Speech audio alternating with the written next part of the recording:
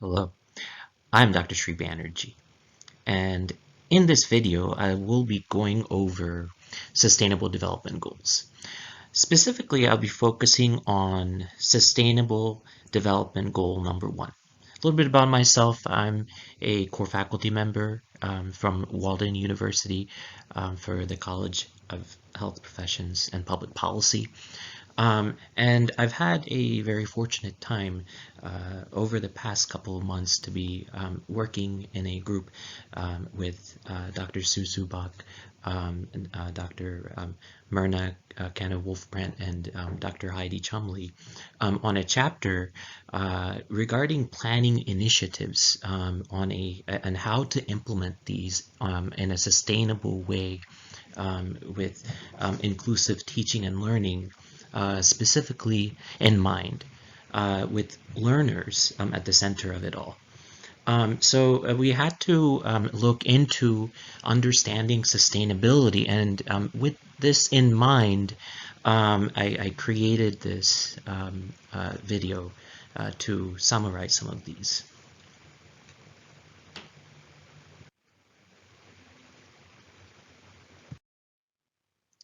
So what is Sustainable Development Goal number 1? Well, in just a few words, it's ending poverty in all its forms everywhere. So let's take a look at what this really means. So the Sustainable Development Goals, a little bit about that. It was initially global sort of targets, which were known as Millennium Development Goals, but they had to be kind of tailored to also update current standards. And so by 2030, there were all of these targets that were discussed in around 2013 and then into 2014. And so it was really important to get these targets in mind, but where do we stand now? There's some good news, and unfortunately there's some bad news. So let's start with the good news first. Good news. Poverty has declined in the last 15 years with extreme poverty levels at 10%. So, this was, the poverty level was actually or over 20% about 15 years ago, and this has really, really improved. So it's important to celebrate this achievement. But the bad news is now the projected results, especially due to the pandemic, and I'm going to get into this a little bit, shows that globally we will not be able to end poverty by 2030, as had been targeted by SDG number 1. So the current projected statistics show that by 2030 we will still be at 7% extreme poverty rate. Now, just to note that the definition of poverty rate in 2015 was changed. So I encourage you to look into what that daily rate was. Initially, it was $1.25 a day, but this increased.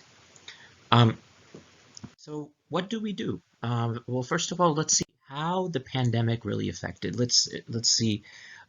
So one way is that the global extreme pandemic rates have increased in a generation globally. So placing an additional number of people, a huge magnitude of people, in extreme poverty. So what this repeatedly shows that if we improve education globally, then we really can improve upward social mobility. And the hope is that by improving the lot and the education of the population, then also the standards of living will improve and increase. So we really need to invest resources into education. And the ultimate social security is education and equitable access to education. So how do we end poverty? How do we begin to talk about, have conversations? The idea is to democratize inclusive and sustainable higher education through creating partnerships for lifelong learning, which can help then bring us on a trajectory to improve current poverty projections. And remember, the poverty projections currently is at 7%. So we really need to take strides to improve this, and I think efforts are globally being made. A lot of conversations are happening currently globally where leave no one behind. That is the motto that I leave you with. So this, in summary, is the Sustainable Development Goal number 1. I hope you've enjoyed this video. Thank you. Hello everyone, I'm Dr. Sri Banerjee, and in this segment of the video I will be going over a little bit more detail about the Sustainable Development Goal, especially SDG number 1. In the first segment I went over some brief snippets of details about how to understand poverty, but I want to give you some statistics first. So within the United States, the poverty rate actually has increased 1%. And this is the most recent statistics from 2020. So before it was 10.5% the poverty rate, and it actually has increased to 11.4%. Now globally, 700 million people live in extreme poverty at less than $1.90 per day. So what are some things that we can do about this? So looking at some. So what are the SDG goals that were reformulated to replace the Millennium Development Goals for the first SDG? So the first one is by 2030, eradicate extreme poverty for all people everywhere. Currently measured as people living on less than $1.90 actually per day. This was modified in 2015. And unfortunately, the first goal is not projected to be met. Second goal, by 2030, reduce at least by half the proportion of men, women, and children of all ages living in poverty in all its dimensions according to national definitions. What is the next one? Implement nationally appropriate social protection systems and measures for all, including floors. And I'm going to go over the social protection floor in a moment. But by 2030, achieve substantial coverage of the poor and the vulnerable.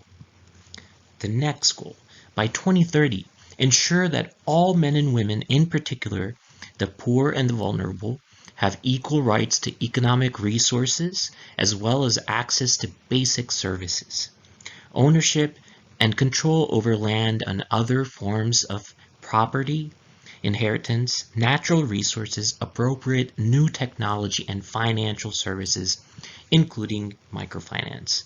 And the fifth one, by 2030, build the resilience of the poor and those in vulnerable situations and reduce their exposure and vulnerability to climate-related extreme events and other economic, social, and environmental shocks and disasters.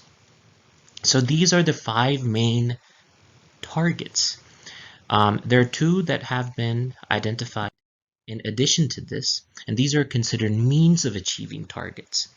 So the 2 are ensuring significant mobilization of resources from a variety of sources, including through enhanced development cooperation. So it's really important that there is cooperation between nations in order to end poverty in all its dimensions. And then also creating sound policy frameworks.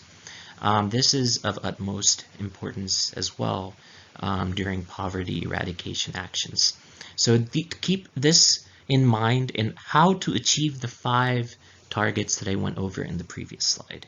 So mobilization of resources and policy are important for poverty eradication. So the social protection floor, the idea is just going over how much the level of protection we have. If we have voluntary insurance and some of these schemes and some of these coverage protection, then you always have the 4 essential needs that are met. So if you have income security, if you have employment, if you have income security for all populations, so then you're able to maintain that social protection floor, and the floor is in red down here. So access to essential healthcare for all, but also ending poverty. This is one model. And then finally, I wanted to go over a interesting research tool that I've employed within my own research, and I think is really good to grapple with this really complex issue of poverty, is a multidimensional poverty index. So this is a combination of looking at health factors, education factors, and living standards. And so this is something that has been developed by and by the USAID, and is something that you can use to study global data from the Demographic and Health Survey, and the approval process to analyze data and create novel research findings. It's a short approval process. I've gone through this myself. So I encourage you to not only get involved, become active. There's so many volunteer opportunities in order to engage in discussions and also conduct more primary research. There's more research that needs to be conducted in order to address the issues of poverty. Thank you for listening.